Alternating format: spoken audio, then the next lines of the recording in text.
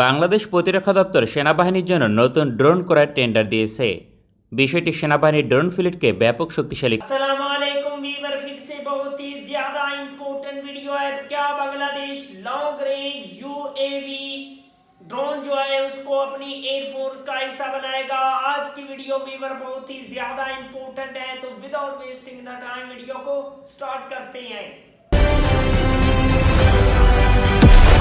বাংলাদেশ প্রতিরক্ষা দপ্তর সেনাবাহিনীর জন্য নতুন ড্রোন ক্রয়ের টেন্ডার দিয়েছে। বিষয়টি সেনাবাহিনীর ড্রোন ফ্লিটকে ব্যাপক শক্তিশালী করবে, কারণ এই প্রথমবার সকল ধরনের ড্রোন একসঙ্গে ক্রয় করবে। প্রতিরক্ষা ক্রয় মহাপরিদপ্তর 2 মে 2023 সালে একটি টেন্ডার প্রকাশ করে, যেখানে উল্লেখ করা হয় 3 ধরনের ড্রোন কিনবে সেনাবাহিনীর এভিয়েশন সেক্টর। এগুলো হচ্ছে শর্ট রেঞ্জ, মিডিয়াম রেঞ্জ এবং লং রেঞ্জ ড্রোন। যে সকল প্রতিষ্ঠান এই সকল ক্যাটাগরিতে ড্রোন নির্মাণ করে তাদের অংশগ্রহণ করতে আহ্বান জানিয়েছে। এক্ষেত্রে 16 মে 2023 সালের মাঝে অংশগ্রহণ করতে হবে।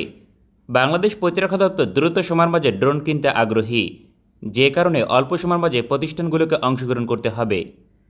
প্রতিরক্ষা দপ্তর নিশ্চিত করেছে 2023-24 অর্থ বছরের মাঝে ড্রোন কিনবে। এখন প্রশ্ন হচ্ছে কী ধরনের ড্রোন কিনবে বাংলাদেশ সেনাবাহিনী এবং তা কতটা শক্তিশালী। বাংলাদেশ প্রতিরক্ষা দপ্তর 3 ধরনের ড্রোন ক্রয়ের টেন্ডার দিলেও বিস্তারিত তথ্য প্রকাশ করেনি। এক্ষেত্রে গোপনীয়তা বজায় রাখতে চাইছে, কারণ ড্রোন একটি game changer সমরাস্ত্র।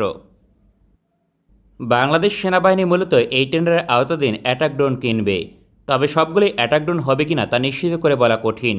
Short range drone বলতে 100 কিলোমিটার রেঞ্জের ড্রোনকে বোঝায়।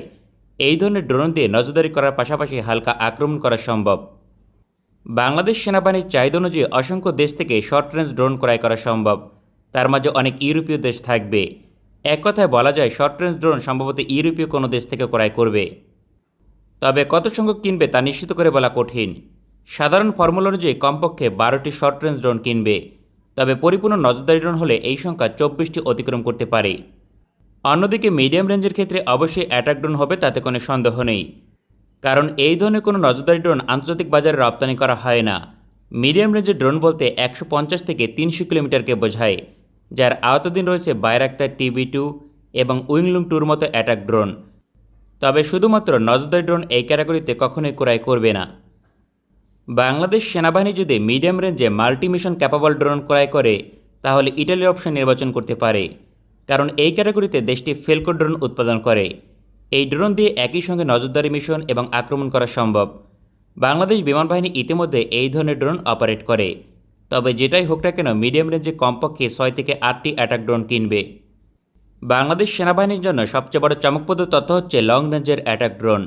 এর পূর্বে বাংলাদেশ শর্ট রেঞ্জ এবং মিডিয়াম রেঞ্জের অ্যাটাক ড্রোন এবং নজরদারি ড্রোন কম বেশি কিনেছে, তবে কখনোই লং রেঞ্জের কোনো ড্রোন ক্রয় করেনি। এই ক্যাটাগরিতে অবশ্যই অ্যাটাক ড্রোন কিনবে বাংলাদেশ প্রতিরক্ষা দপ্তর। সাধারণত 300 কিলোমিটার থেকে বেশি রেঞ্জের ড্রোনকে লং রেঞ্জের ড্রোন বলা হয়, তবে বেশিরভাগ লং রেঞ্জের ড্রোন হয় 1500 কিলোমিটার কিংবা তার চেয়ে বেশি। পৃথিবীর হাতে গোনা কয়েকটি দেশ লং রেঞ্জের অ্যাটাক ড্রোন উৎপাদন করে। দেশগুলো হচ্ছে মার্কিন যুক্তরাষ্ট্র, চীন, রাশিয়া, ইরান, ইসরায়েল এবং তুরস্ক। সুতরাং এই দেশগুলো থেকেই লং রেঞ্জের অ্যাটাক ড্রোন কিনবে। বাংলাদেশ সেনাবাহিনীর জন্য লং রেঞ্জের ড্রোন হঠাৎ করে কেন ক্রয় করা হচ্ছে তা বলা কঠিন, কারণ দেশের ভূখণ্ড অনুযায়ী এই ধরনের ড্রোন ক্রয় করার অর্থ উচ্চাকাঙ্ক্ষী মনোভাব পোষণ করা।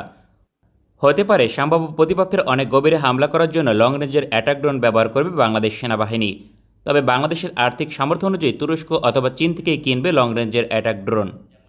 এই ধরনের ড্রোন দিয়ে 1000 কিলোমিটার দূরে মিশন পরিচালনা করা সম্ভব।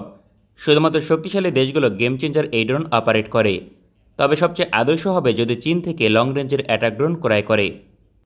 দেশটির অ্যাটাক ড্রোন 2 থেকে 4000 কিলোমিটার দূরে মিশন পরিচালনা করতে সক্ষম। সুতরাং প্রয়োজন অনুযায়ী প্রতিপক্ষের যে কোনো স্থানে হামলা করা সম্ভব, কারণ দক্ষিণ এশিয়ার এমন কোনো অঞ্চল নেই যেখানে চীনের অ্যাটাক ড্রোন দিয়ে হামলা করা সম্ভব নয়।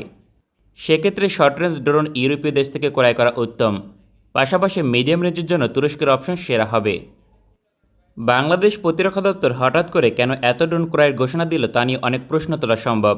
বিশেষ করে লং রেঞ্জের অ্যাটাক ড্রোন ক্রয়ের টেন্ডার দেওয়া অবিশ্বাস্য। ধীরে হলেও বাংলাদেশ সেনাবাহিনী ড্রোন ফ্লিটকে শক্তিশালী করতে চাইছে, যার ধারাবাহিকতায় এই পদক্ষেপ নিয়েছে প্রতিরক্ষা দপ্তর। সাম্প্রতিক বছরগুলোতে অ্যাটাক ড্রোন যুদ্ধক্ষেত্রে কতটা সফলতা পেয়েছে তার উপর ভিত্তি করেই হয়তোবা এই সেক্টরে এত বেশি আগ্রহী। বাংলাদেশ 2023-24 অর্থ বছরের মাঝে অর্ডার কনফার্ম করবে, সেক্ষেত্রে 2026 সালের মাঝে ডেলিভারি পেতে শুরু করবে। তবে শর্ট রেঞ্জ ড্রোন পেতে এত সময় অপেক্ষা করতে হবে না। এজন্য 2025 সাল যথেষ্ট সময়। তবে মিডিয়াম রেঞ্জের ড্রোন পেতে 1 থেকে 2 বছর অপেক্ষা করতে হবে। তবে লং রেঞ্জের অ্যাটাক ড্রোন পেতে দীর্ঘমেয়াদী সময় প্রয়োজন, অন্তত 2 থেকে 3 বছর সময় লাগবে।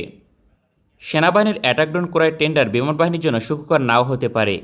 अमेजिंग वीवर, बहुत ही ज्यादा शानदार और पावरफुल किस्म का ये ड्रोन है, लॉन्ग रेंज यूएवी ड्रोन है। बांग्लादेश को लाजमी तौर पर इस किस्म के ड्रोन की नीड है और बांग्लादेश को लाजमी तौर पर इस किस्म के ड्रोन अपनी आर्मी में ऐड करने चाहिए। डेफिनेटली बांग्लादेश की आर्मी को इस किस्म के ड्रोन से बेनिफिट होगा और 2025 में ही इस किस्म के इक्विपमेंट जो हैं उनको शामिल कर लेना चाहिए। मिलते हैं आपसे नेक्स्ट वीडियो में इंशाल्लाह, तब तक के लिए अल्लाह हाफिज़।